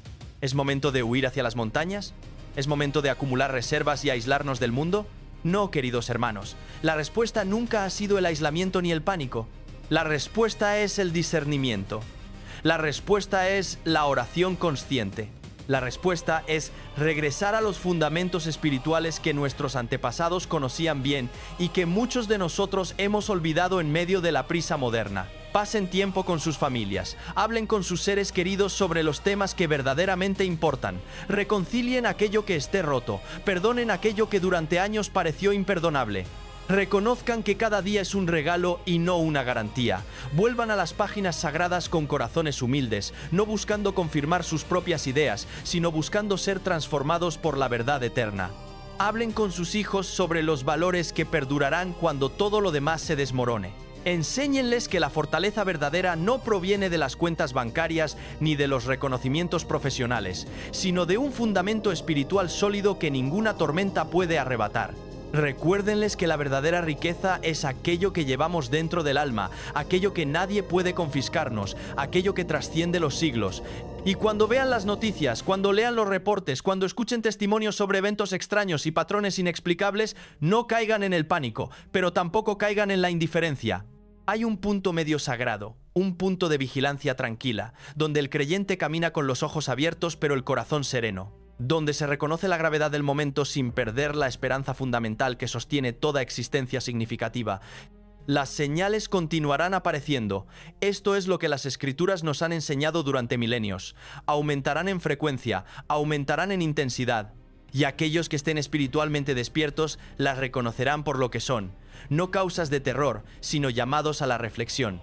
No invitaciones al pánico, sino invitaciones al despertar. La pregunta final que debemos hacernos cada uno individualmente en el silencio de nuestros propios corazones no es si estos eventos son significativos, es ¿qué estoy haciendo yo con la vida que se me ha dado? ¿Sobre qué fundamento estoy edificando? ¿Estoy construyendo sobre arena que se desplazará con la primera tormenta seria? ¿O estoy construyendo sobre la roca que ha sostenido a generaciones enteras a través de cada crisis imaginable? Si después de escuchar todo esto sienten que algo en su interior los llama a reordenar prioridades, a renovar conexiones espirituales largo tiempo descuidadas, a reconciliarse con familiares distanciados, a perdonar heridas antiguas, no ignoren ese llamado. Esa voz interna que los invita a regresar es quizás el verdadero significado de todas estas señales externas. Tal vez la creación no esté gimiendo para asustarnos, sino para despertarnos, para llevarnos de vuelta a aquello que verdaderamente importa antes de que sea demasiado tarde. Que la paz que sobrepasa todo entendimiento humano repose sobre cada uno de ustedes, que sus corazones encuentren el ancla firme que ninguna tormenta exterior puede arrebatar, que sus familias sean reunidas en propósito y en amor, y que en estos tiempos extraordinarios que nos ha tocado vivir, podamos todos ser luces que iluminen el camino para quienes aún caminan en las tinieblas de la incertidumbre. Compartan este mensaje con quienes necesitan escucharlo. Conversen con sus seres queridos sobre estos temas. Y sobre todo, permanezcan en oración, en vigilancia y en esperanza. Porque al final de todas las señales, después de toda la confusión, después de cada tormenta, permanece una verdad inmutable. La luz siempre vence a las tinieblas. Y aquellos que perseveran hasta el final encontrarán recompensa eterna. Amén y amén. La aparición repentina plantea preguntas sobre cambios invisibles que ocurren en el abismo. Pero incluso entre los expertos, el momento resulta difícil de explicar. Estos eventos no están dispersos a lo largo de décadas, están agrupados estrechamente, desarrollándose dentro de la misma estrecha ventana de tiempo, como si siguieran un patrón en lugar de una coincidencia. En las Escrituras, el mar rara vez es simplemente agua, representa profundidad, misterio y lo desconocido. Es el lugar donde las cosas están ocultas, contenidas y mantenidas fuera de la vista. Cuando la Biblia habla del mar entregando lo que retiene, a menudo describe un momento de revelación, cuando lo que estaba oculto ya no puede permanecer enterrado. Estos momentos no siempre son violentos. A veces llegan en silencio, casi con suavidad, cargando peso sin ruido. Eso es lo que hace estos avistamientos tan perturbadores. No hay caos, no hay agitación dramática, solo el oleaje tranquilo y algo antiguo y desconocido descansando donde no pertenece. Criaturas que se creían habitantes de las regiones más profundas del océano yacen ahora expuestas en la frontera entre lo conocido y lo desconocido. Se siente menos como un accidente y más como una señal, como si los límites que alguna vez se mantuvieron firmes comenzaran a aflojarse. La revelación en el sentido bíblico no comienza con la destrucción, comienza con la exposición. La verdad emerge antes de que llegue el juicio. Lo que está oculto entra en la vista antes de que sigan las consecuencias. Si el océano está revelando lo que una vez ocultó, la pregunta se vuelve inevitable. ¿Qué más podría estar emergiendo a continuación? Quédate con nosotros, porque las señales no se detienen en el borde del agua. Mientras la tierra se derrumba y el mar libera lo que estaba oculto, el propio cielo comienza a atraer la atención hacia arriba. Sobre Utah, testigos reportaron una inusual formación de luz que aparecía muy por encima del paisaje, no dispersa ni cambiante, sino formando un cuadrado claro e inconfundible. La forma no se extendió, no se difuminó ni derivó con el viento. Permaneció precisa, estructurada e inmóvil, como si hubiera sido colocada deliberadamente en lugar de formarse de manera natural. Lo que inquietó a los observadores no fue el brillo solo, sino el orden. La luz en la naturaleza suele ser fluida, las nubes la dispersan, las tormentas la doblan, el clima la distorsiona. Esto era diferente. Los bordes parecían definidos, la forma se mantuvo. No pulsaba ni parpadeaba como un rayo, ni brillaba como una aurora. Simplemente existía, suspendida en el cielo, captando la atención sin movimiento ni sonido. Los meteorólogos y los sistemas de aviación no ofrecieron respuestas claras. No había sistemas de tormentas en la zona en ese momento. El radar no mostró actividad aérea que pudiera dar cuenta de la formación. Ningún fenómeno meteorológico conocido explica claramente una forma geométrica estacionaria que aparece y mantiene su forma en el cielo abierto. A lo largo de la historia, las formas en el cielo han tenido un significado más allá del espectáculo.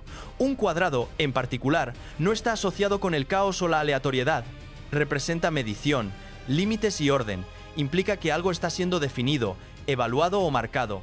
En la comprensión antigua, medir era juzgar, no emocionalmente, sino deliberadamente. Medir era determinar el peso, el valor y la preparación. Por eso la formación se sintió menos como un evento y más como una señal. No se apresuró, no amenazó, no entretuvo, observó. El cielo, a menudo visto como distante e intocable, pareció estructurado e intencional, como si la atención misma estuviera siendo enfocada hacia abajo. Dentro de una estrecha cueva en Big Bend, Texas, los arqueólogos hicieron un descubrimiento que había permanecido sellado en la oscuridad durante casi 7,000 años. Escondida detrás de capas de sedimento y roca, encontraron una colección casi intacta de herramientas de caza antiguas. Puntas de lanza, piedras de afilar y fragmentos cuidadosamente tallados de piedra y metal. No eran restos dispersos, estaban ordenados, conservados, casi esperando. Lo que llamó la atención no fue solo su antigüedad, sino su detalle. Varias piezas llevaban tallados geométricos inusuales, patrones que no coincidían del todo con las civilizaciones locales conocidas de esa época. Las formas eran deliberadas, precisas, de apariencia simbólica. Los investigadores creen que la cueva alguna vez albergó a un grupo de cazadores-recolectores prehistóricos y que el ambiente seco y hermético protegió los artefactos a lo largo de milenios. En términos científicos, este es un hallazgo notable pero explicable. La gente antigua vivió, cazó, dejó herramientas atrás, pero el momento vuelve a convertirse en parte de la historia. Durante generaciones, estos objetos yacieron enterrados, invisibles, desconocidos. Naciones enteras surgieron y cayeron sobre ellos. Se construyeron ciudades modernas. La tecnología avanzó. Sin embargo, debajo de la superficie, este testimonio silencioso permaneció intacto hasta ahora. Lucas 8:17 dice: «Porque nada hay oculto que no haya de manifestarse, ni escondido que no haya de conocerse y salir a luz». El versículo habla ampliamente, no solo de objetos, sino de la revelación misma. La historia tiene una manera de resurgir cuando llega su momento. Lo que una vez estuvo oculto no permanece oculto para siempre. La cueva en Big Bend no colapsó, no entró en erupción. Simplemente se abrió lo suficiente para que lo que estaba enterrado pudiera verse de nuevo. Y cuando lo que ha estado oculto durante miles de años aparece repentinamente a la vista, nos recuerda una verdad más grande. La revelación sigue al tiempo. ¿Qué más yace bajo la superficie, esperando su momento designado para emerger? Y justo cuando parecía que la tierra había terminado de hablar, el cielo respondió de nuevo, esta vez no con fuego, sino con luz. Sobre los oscuros horizontes invernales de Alaska y Minnesota, las auroras boreales se desplegaron de una manera que pocos habían presenciado antes. En lugar de cintas dispersas o cortinas ondulantes, la aurora tomó una forma que parecía casi simétrica. Dos vastos arcos de luz azul y violeta se extendieron hacia afuera como alas suspendidas a través de la noche. El resplandor se curvaba suavemente en los bordes, con una textura de plumas, flotando sobre paisajes congelados en un silencio absoluto. Para quienes miraban desde abajo, no se sentía caótico, se sentía deliberado. Los científicos explicaron que las auroras ocurren cuando partículas cargadas de los vientos solares colisionan con el campo magnético de la Tierra y la atmósfera superior. Estas colisiones liberan energía en forma de luz, creando los familiares verdes, morados y azules. La apariencia de alas es el resultado de corrientes de plasma que se doblan y remodelan en tiempo real a lo largo de las líneas del campo magnético. Es el clima espacial, es la actividad solar, es la física interactuando con la atmósfera, y sin embargo, una vez más, la explicación no borra la impresión, porque cuando la luz en los cielos adopta el contorno inconfundible de alas extendidas, el simbolismo sigue de manera natural. El Salmo 91:4 dice: «Con sus plumas te cubrirá, y debajo de sus alas estarás seguro». En las Escrituras, las alas no son imágenes de destrucción. Son imágenes de refugio, de protección, de cobertura durante la incertidumbre. A diferencia del fuego o el humo, esta señal no transmitía ninguna sensación de amenaza. Era tranquila, constante, expansiva. En un tiempo marcado por la turbulencia y la inestabilidad, la imagen se mantuvo en silencioso contraste, no como una advertencia de juicio, sino como un recordatorio de refugio. El cielo sobre Texas relampagueó en rojo. Florida ardió. La tierra en Big Bend se abrió para revelar lo que había estado oculto durante mucho tiempo. Y ahora, sobre los estados del norte, los cielos se extendieron como alas. Si algunas señales sacuden, quizás otras se estabilizan. Si algunas interrumpen, quizás otras reconfortan. Porque no toda señal habla de temor, algunas hablan de promesa. La pregunta entonces no es simplemente qué está sucediendo, sino qué mensaje se está formando cuando todo se coloca lado a lado. Fuego, piedra, luz, señales en el cielo y señales en la tierra, y cada una lleva un peso diferente. Algunas sacuden los cimientos. Otras extienden sus brazos como si quisieran cubrir lo que todavía está en pie. Y entre una y otra hay una pausa, una invitación a reflexionar antes de que llegue lo siguiente. Porque lo que viene después no llega del cielo ni de las profundidades del mar, sino de la conducta más cotidiana, de la tierra más familiar y doméstica. Entonces algo más silencioso ocurrió. No en el cielo, no bajo tierra, sino en un campo. En Georgia se registró un rebaño de ovejas moviéndose en un círculo continuo durante casi 12 horas. No se dispersaron, no se asustaron, no rompieron la formación. Paso a paso, se siguieron unas a otras en un ritmo constante, trazando el mismo camino una y otra vez mientras la luz del día cambiaba y las sombras se alargaban. Desde arriba parecía casi mecánico, controlado, intencional. Los granjeros observaban. Los veterinarios revisaron el material filmado. No había depredadores visibles, ni perturbaciones audibles, ni tormentas repentinas. Los animales no mostraban signos obvios de enfermedad o lesión. Estaban tranquilos pero inflexibles.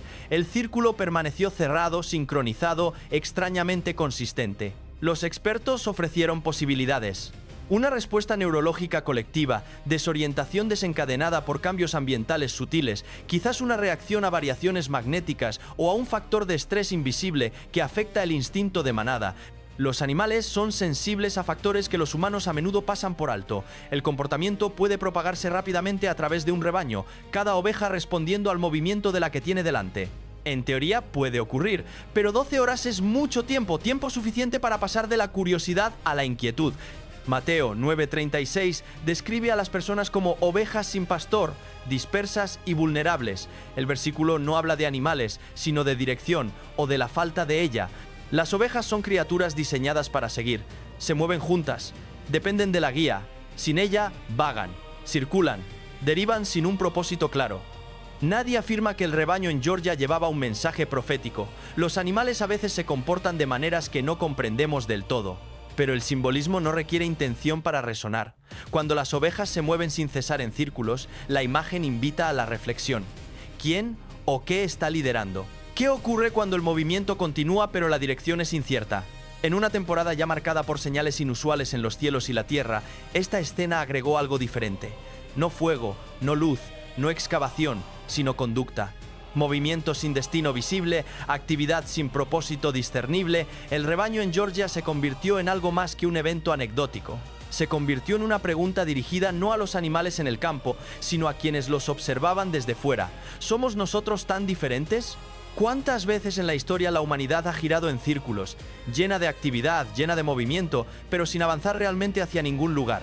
Cuando el movimiento continúa sin una guía visible, impone una pregunta más difícil, no sobre ovejas en un campo, sino sobre la humanidad misma. ¿Estamos avanzando o simplemente girando? Poco después de que las ovejas en Georgia giraran en círculos en el suelo, algo similar apareció en el cielo. En varios estados, grandes bandadas de aves fueron observadas formando amplios vórtices giratorios que se extendían por campos abiertos y en las afueras de ciudades por igual. Desde lejos, el movimiento parecía una espiral que giraba lentamente, cientos, a veces miles de aves dando vueltas en bucles sincronizados. Lo que captó la atención no fue solo el patrón, sino la dirección. En algunos casos, las bandadas parecían moverse contra el viento predominante, manteniendo la cohesión como si fueran guiadas por algo invisible. Los sistemas de radar meteorológico lo captaron claramente. Las estructuras mostraban formaciones circulares concéntricas, no dispersión aleatoria ni simple deriva por el viento. Los meteorólogos descartaron fallos del radar o interferencias de señal. Las espirales eran reales, definidas, medibles, se movían como un solo cuerpo. Los biólogos sugieren posibles explicaciones. Las aves son muy sensibles a los cambios en los campos magnéticos y la presión atmosférica. Los cambios ambientales sutiles pueden desencadenar ajustes coordinados en los patrones de vuelo. El comportamiento en bandada por diseño permite una sincronización rápida. Cada ave responde a los movimientos de sus vecinas. En teoría, podría surgir un gran movimiento circular a partir del instinto colectivo, pero la escala importa. El grado de uniformidad y el tamaño de algunos de estos vórtices superaron los despliegues típicos de murmuración. La coordinación era estrecha, sostenida, intencional en apariencia. Jeremías 8:7 dice: «Aún la cigüeña en el cielo conoce sus tiempos señalados, y la tórtola y la golondrina y la grulla guardan el tiempo de su migración». El versículo habla del instinto, de la creación que responde a ritmos establecidos más allá del control humano. Las aves reconocen las estaciones, migran en tiempos designados, se ajustan sin debate. Si las aves responden a cambios invisibles en su entorno, ¿qué están percibiendo cuando se mueven así? Y si los animales están atentos a las estaciones escritas en la creación, ¿están los seres humanos igualmente conscientes de la temporada que se despliega a su alrededor? Las ovejas circulaban abajo, las aves espiralizaban arriba, movimiento, coordinación, patrón. Tal vez la pregunta no es si las aves estaban reaccionando a campos magnéticos o sistemas de presión. Tal vez la pregunta más profunda es si nosotros estamos prestando atención a los patrones más grandes que se forman a nuestro alrededor y si reconocemos el tiempo en que vivimos. Cuando los eventos se despliegan en el cielo, en la tierra e incluso entre los animales, muchas personas instintivamente recurren a las escrituras. No porque cada tormenta o patrón inusual sea automáticamente sobrenatural, sino porque la Biblia enseña constantemente que la propia creación puede reflejar realidades espirituales más profundas. La idea de que los cielos pueden mostrar señales no es nueva. Jesús dijo en Lucas 21:25: «Habrá señales en el sol, en la luna y en las estrellas». No describió cada detalle, ni dio fechas, pero declaró claramente que habría perturbaciones visibles tanto en los cielos como en la sociedad humana.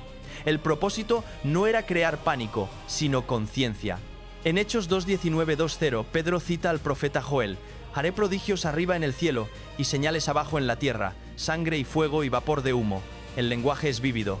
Sangre, fuego, humo, maravillas en los cielos, señales en la tierra. Ya sea que uno interprete estas cosas de manera simbólica o literal, el patrón es coherente. El cielo y la tierra no están desconectados del plan que se desarrolla. Cuando aparecen eventos atmosféricos inusuales, muchos creyentes recuerdan estos pasajes no como prueba de catástrofe inmediata, sino como recordatorios de que las escrituras anticipan temporadas en que los fenómenos naturales y la reflexión espiritual se cruzan. Romanos 8:22 añade otra capa: «Porque sabemos que toda la creación gime a una, y a una está con dolores de parto hasta ahora». Este versículo enmarca la inestabilidad global no como caos aleatorio, sino como parte de una historia más grande. La metáfora de los dolores de parto es especialmente importante. Los dolores de parto señalan transición, se intensifican antes de que llegue algo nuevo. El propio Jesús usó un lenguaje similar en Mateo 24:8. Todo esto será principio de dolores, no el fin en sí mismo, sino el comienzo de algo que conduce hacia el cumplimiento. La Biblia también habla sobre la conciencia humana en tiempos así. En 1 Tesalonicenses 5:2 hasta 6, Pablo escribe que el día del Señor vendrá como ladrón en la noche, pero que los creyentes no están en tinieblas y que deben estar despiertos y sobrios, no dormidos como los demás. El énfasis está en la vigilancia espiritual, no en el temor. Más allá de los valles y las costas, la tierra misma ha comenzado a hablar en el desierto. En los vastos y áridos paisajes de Arizona, observadores han documentado algo inesperado: largas grietas que han comenzado a aparecer en el suelo del desierto, extendiéndose por áreas que antes parecían completamente estables. En varios lugares el suelo se ha partido de maneras que han sorprendido tanto a los residentes como a los investigadores que estudian la región. No son pequeñas fracturas en el suelo. Algunas de las fisuras se extienden por decenas o incluso cientos de metros, formando líneas profundas que cortan las llanuras del desierto. En ciertas áreas, secciones de tierra se han hundido de repente, formando grandes cráteres donde antes existía suelo sólido. Para los conductores que viajan por carreteras remotas de la región, la imagen puede ser impactante. Un paisaje que parecía inalterado durante décadas ahora muestra signos visibles de movimiento. Los científicos que estudian la geología desértica explican que varios procesos naturales pueden contribuir a estos cambios. Los sistemas de agua subterránea, incluso en regiones secas, a veces erosionan las capas de suelo lentamente con el tiempo. Cuando desaparece suficiente apoyo debajo de la superficie, el suelo de arriba puede hundirse de repente. Algunos expertos también señalan que el bombeo de aguas subterráneas para la agricultura y el desarrollo urbano puede debilitar gradualmente las estructuras subterráneas. Sin embargo, incluso con explicaciones científicas, el impacto visual de estas grietas ha captado la atención pública. Las fotografías muestran aberturas masivas en el suelo del desierto, algunas lo suficientemente anchas para que una persona se pare dentro de ellas. Pararse cerca de una de estas fisuras deja en claro cuán poderosas son las fuerzas naturales debajo de la Tierra. A lo largo de la historia, los cambios repentinos en la Tierra siempre han atraído la atención. El Salmo 46:2 hasta 3 ofrece un marco para estos momentos. Aunque la tierra sea removida y se traspasen los montes al corazón del mar, el salmista declara que no temeremos. Para quienes se paran cerca de estas fisuras masivas y miran hacia la tierra recién abierta, el momento puede sentirse sorprendentemente simbólico. Un lugar que alguna vez parecía completamente sólido revela de repente un movimiento oculto debajo. Si el suelo en sí comienza a mostrar signos de cambio, ¿qué más podría estar ocurriendo en otras partes? En varios lugares de los Estados Unidos, descubrimientos inusuales han llamado recientemente la atención hacia el pasado de una manera inesperada. A medida que los niveles del agua cambian en ciertos ríos y lagos, objetos que permanecieron ocultos durante generaciones están comenzando a aparecer de nuevo. Uno de los ejemplos más llamativos involucra el descubrimiento de varios naufragios antiguos que datan de la Guerra Civil estadounidense. Estos barcos habían descansado en silencio bajo capas de agua y sedimento durante más de un siglo, pero a medida que las condiciones en algunas vías fluviales cambiaron, partes de estos barcos emergieron lentamente de nuevo a la vista. Vigas de madera, piezas de metal oxidado y fragmentos de estructuras antiguas fueron avistados a lo largo de las orillas del río, donde el agua alguna vez corrió mucho más profundo. Historiadores e investigadores locales visitaron estos sitios para documentar lo que quedaba de los barcos. Durante los exámenes de estos naufragios, los investigadores también recuperaron pequeños objetos personales que alguna vez pertenecieron a las personas que viajaban en esos barcos. Entre los artefactos descubiertos había Biblias de bolsillo que habían sido llevadas por los soldados. A pesar del paso del tiempo y la exposición al agua, partes de estos libros permanecieron sorprendentemente legibles. Uno de los pasajes encontrados con frecuencia aparece en Apocalipsis 22:12. He aquí yo vengo pronto, y mi galardón conmigo para recompensar a cada uno según sea su obra. El redescubrimiento de estos artículos en el presente ha despertado una curiosidad más amplia. Cuando los artefactos del pasado regresan repentinamente a la superficie, crean un momento en que la historia y el presente se intersectan brevemente. La historia no desaparece por completo. A veces simplemente espera debajo de la superficie hasta el momento en que sube de nuevo. Lo que no descansó fue la tierra en el sur de los Estados Unidos. Enormes tormentas de polvo se precipitaron a través de Texas, Nuevo México y Arizona. Carreteras enteras desaparecieron detrás de paredes de polvo tan densas que borraron el horizonte y convirtieron el mediodía en un crepúsculo antinatural. Los conductores se vieron obligados a detenerse donde estaban, motores al ralentí, incapaces de ver más de unos pocos metros hacia adelante. Algunos describieron más tarde la experiencia como ser tragados vivos, atrapados dentro de una nube en movimiento donde la dirección, la luz y la seguridad desaparecieron al mismo tiempo. Vientos violentos arrancaron suelo seco de la tierra y lo lanzaron al aire, llenando los pulmones, ardiendo en los ojos y cubriendo todo en polvo fino y sofocante. Las escrituras llevan un paralelo perturbador. En Génesis 3:19, a la humanidad se le recuerda: porque polvo eres y al polvo volverás. Para muchos, estas tormentas dieron a ese versículo un significado tangible. Cuando la tierra misma se levanta hacia el cielo, confronta a la humanidad con su origen y sus límites. El polvo no está solo bajo nuestros pies, es aquello de lo que estamos hechos, y cuando se eleva, humilla todo lo que se ha construido sobre él. Estas tormentas llegaron en una temporada ya marcada por senales, y muchos sintieron que no eran eventos aislados, sino ecos de algo más grande. Si los cimientos se debilitan, la exposición sigue inevitablemente. En los primeros meses de 2026, varios estados del sur de los Estados Unidos experimentaron inundaciones repentinas tras intensas lluvias. Un momento las calles estaban abiertas y familiares, minutos después se habían convertido en ríos furiosos. Paredes de agua surgieron por los vecindarios, arrancando vehículos del pavimento, cortando comunidades enteras y atrapando familias antes de que pudieran procesarse las advertencias. No hubo ascenso lento, no hubo tiempo para prepararse. Desde el profundo sur hasta el noroeste del Pacífico, incluyendo Washington y Oregon, las inundaciones repentinas ahora aparecen en lugares que alguna vez se consideraron estables y predecibles. Los sistemas de drenaje fallan, las carreteras desaparecen, los servicios de emergencia se ven desbordados. Mateo 7:25 habla de lluvia que cae, de inundaciones que vienen y de vientos que golpean con violencia contra la casa. Solo lo que está construido sobre suelo sólido permanece en pie. El versículo no es solo sobre edificios, es sobre todo en lo que la gente confía cuando llega la presión. Sistemas, creencias, prioridades, fe. Eso es lo que hace que estas inundaciones sean tan inquietantes. No solo destruyen carreteras y hogares, exponen la debilidad, revelan cuán delgada es la línea entre el control y el caos. Si las inundaciones repentinas llegaran a tu calle en 30 minutos, estarías listo no solo con suministros, sino mental, espiritual y emocionalmente. Cuando las últimas aguas de inundación retrocedieron en algunas zonas, quedó una sorpresa. Bajo el barro y los escombros, muros de piedra, caminos y cimientos emergieron gradualmente a lo largo de las orillas antiguas del río. Al principio, la gente pensó que las piedras eran aleatorias, empujadas juntas por las aguas desbordadas, pero a medida que se despejó más el área, surgió un patrón inquietante.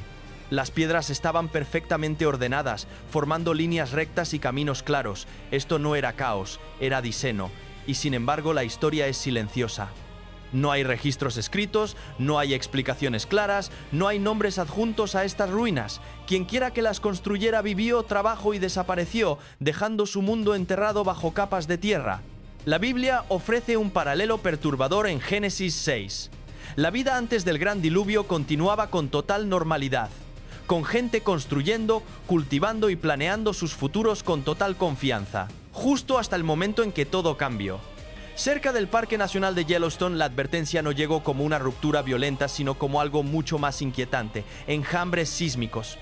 No un solo terremoto masivo que fuerce atención inmediata, sino densos grupos de temblores que se repiten una y otra vez, vibrando suavemente bajo un paisaje que millones consideran estable.